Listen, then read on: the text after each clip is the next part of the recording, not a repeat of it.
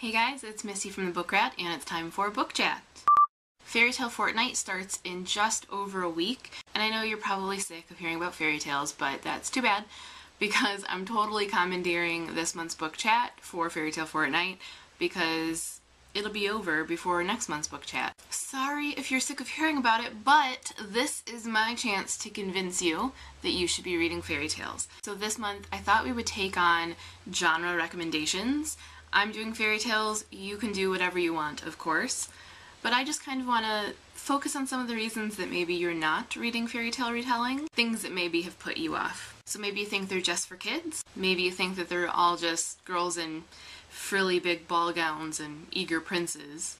Maybe you think that they're all old and stuffy and traditional, or that they're light and fluffy and there's just nothing to them. And while you certainly can find fairy tale retellings that do kind of hit those notes, there are plenty more out there, and I really do think that there's something for everyone. And sometimes you may not even know that you're reading a fairy tale retelling, so it's fine even if you think you're too macho. So I'm going to split this up into sections and try to give you a little something for everyone. So I've got tales that are for adults and are on the darker end of the spectrum. I have tales for kids that are fun and adventure-y. I've got twists on tales and contemporary settings and fairy tale-esque retellings. I've got lesser known tales in case you just want something new. And I've got those tales that just are sort of fantastic fantasy with really rich worlds. So if you want to skip to any of those sections specifically, you can do so right here. Or you can watch the whole way through, that's completely up to you. But it's a lot of recommendations, so just know that they are all listed below.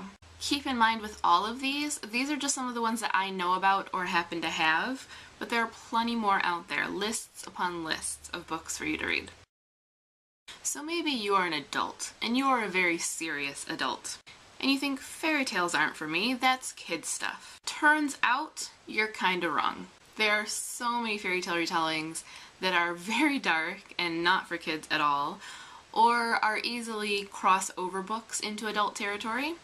There are fairy tales that are very adult in tone, adult in theme, adult in setting, very rich, not fluffy, not kid stuff, sometimes award-winning, sometimes boundary-pushing. There are definitely books out there for you. In this category, I highly recommend Daughter of the Forest, which you've heard me mention on more than one occasion. It is, bar none, my favorite retelling. It stands on its own two legs. Apart from being a retelling, you don't have to know the story, and in fact, the fairy tale is a fairly underknown one, but it is, without a doubt, one of my absolute favorite books, not just fairy tales, but favorite books in general. The Book of Lost Things by John Connolly, Godmother by Carolyn Turgeon, of which I have a video review coming up, and a few sort of older YA crossovers that are pretty dark and really rich and intricate, like Shadows on the Moon by Zoe Marriott, or Tender Morsels by Margot Lanigan. These are all very dark, very adult, very rich in their settings, and with a lot going on in them. The interesting thing about these is they all either take on lesser known tales, or they subvert traditionally known tales. So Shadows on the Moon is a Cinderella retelling, but though the Cinderella elements are obviously there, it is so much more beyond a Cinderella retelling. And Godmother is also a Cinderella retelling, but it's told from the fairy godmother's side of things, and it is not the light, pretty, delicate story that you'd be expecting. It's actually really surprisingly dark and magical realist and very adult. I've also got a whole list of tales that you adults might like in the fantasy rich setting section, so if you want to skip to that you can. But what I'm saying is fairy tales, definitely for adults. If you've read the original tales, you'll know that they were not for children. How that has come to be what fairy tales are known for is beyond me, because they were like the equivalent of fireside urban legends. They were really kind of dark and told amongst adults around the fire. But either way, nowadays, if they're written by adults, they're going to have adult talent in them, and adult themes in some cases, including some steamy ones. There are some steamy ones out there, so no reason as an adult that you can't read any of these excellent books. But maybe you're not an adult. Maybe you are a kid, or you have kids that you want to read to, and you've just always thought that fairy tales are little tiny short stories that are told in cartoons or through Disney movies or your giant illustrated book of Grimm's fairy tales. But there are a lot of books out there that take those tales or take the lesser known tales and really develop them into something special. Without a doubt, whether you are a child or you are reading to your children, I think you should read Breadcrumbs by Anne Ursu. It is a retelling of the Snow Queen, and it is absolutely stunning in its scope and its humanity, and just a really powerful tale with the fairy tale elements there, but they're not necessarily overpowering the story. They're not going to make you feel like you're reading a retelling necessarily. You're reading a really good story that has this sort of fantastic element to it. Or The Princess Curse by Mary Haskell. This is a retelling of the 12 Dancing Princesses, and it is beyond fabulous. A clean tale, but also really fun and intriguing tale. Great to read with your kids, great to read if you're a sort of middle grader or you just like middle grade books.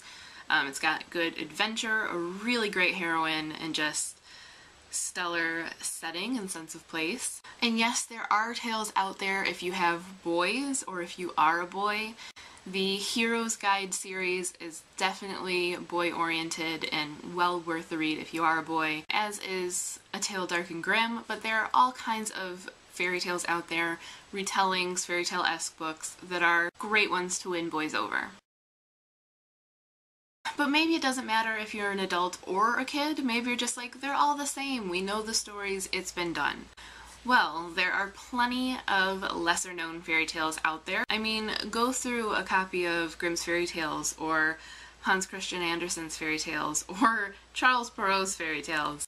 There are so many out there that you've probably never heard of and that are maybe going to give you nightmares. There are some crazy tales out there. And of course, there are retellings of them. So if you want something on the lesser-known side, there are a number of 12 Dancing Princesses retellings, which a lot of people don't seem to know that tale. One of my favorites from when I was a kid, The Elves and the Shoemaker, has its own quirky contemporary retelling. There are tales like Anahita's Woven Riddle, or The Book of a Thousand Days, or the many glorious retellings of East of the Sun, West of the Moon, that are all lesser known, but all have really stunning, great retellings. Some of my biggest recommendations in this category would once again be Breadcrumbs by Anne Ursu, which is a retelling of the Snow Queen, and it is fantastic. Sun and Moon, Ice and Snow, which is my favorite retelling of this tale, and one of my favorite retellings in general. A number of 12 Dancing Princess stories, like Wildwood Dancing or The Princess Curse.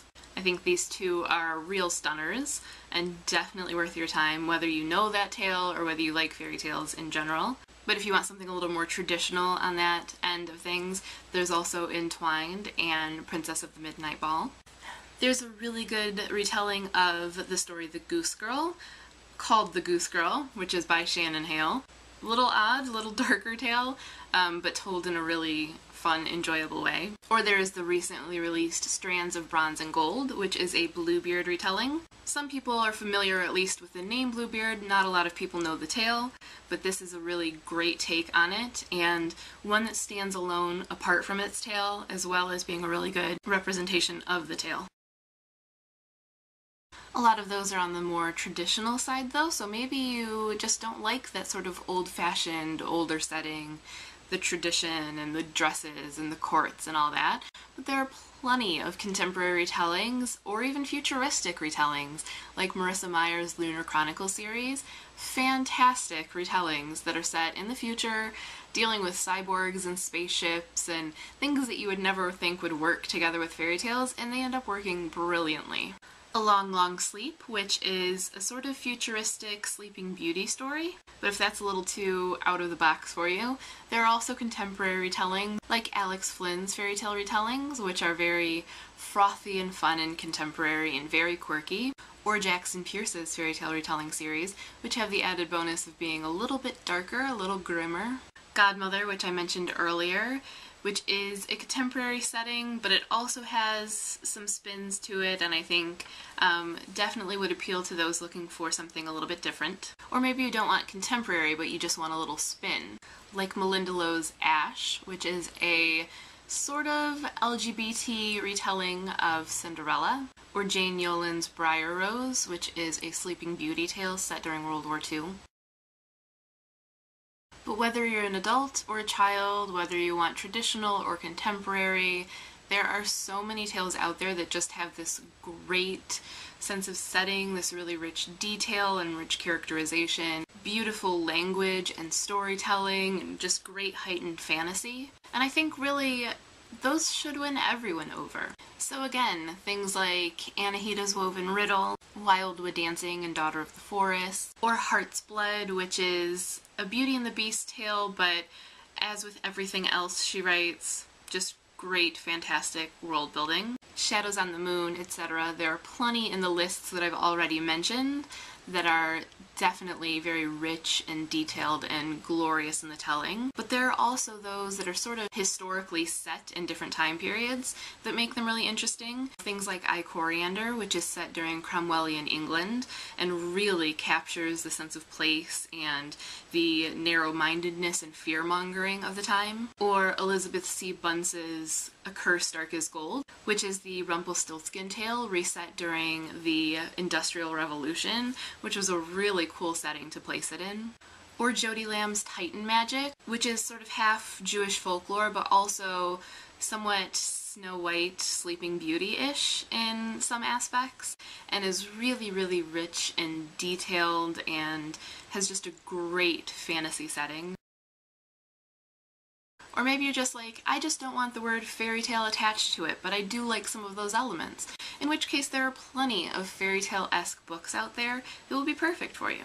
Things like Robin McKinley's Sunshine, which is a contemporary vampire story, not at all what you're thinking of. It is slightly Beauty and the Beast oriented, but it is so full of depth and richness, and it's very slow burning and definitely adult. Don't pick this up for your kid.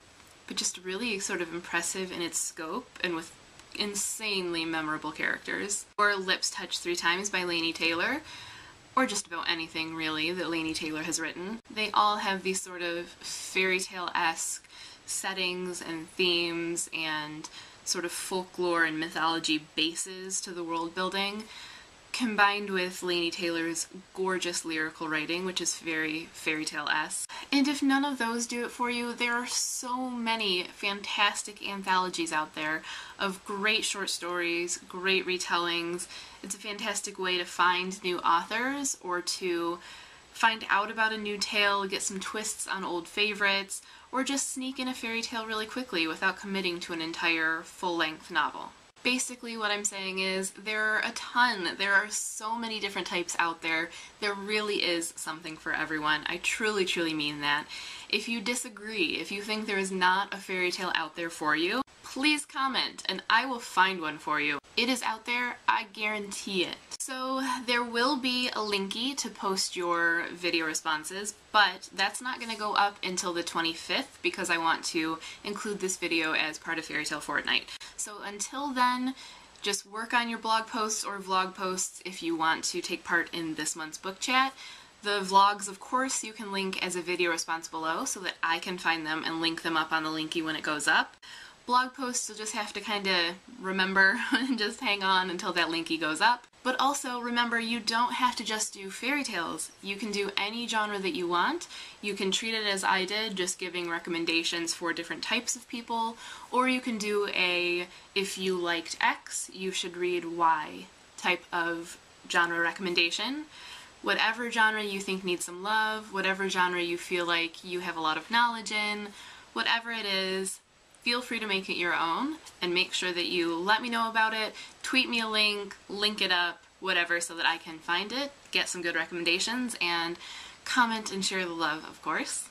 That is all for this month's book chat. As always, happy reading and read more fairy tales.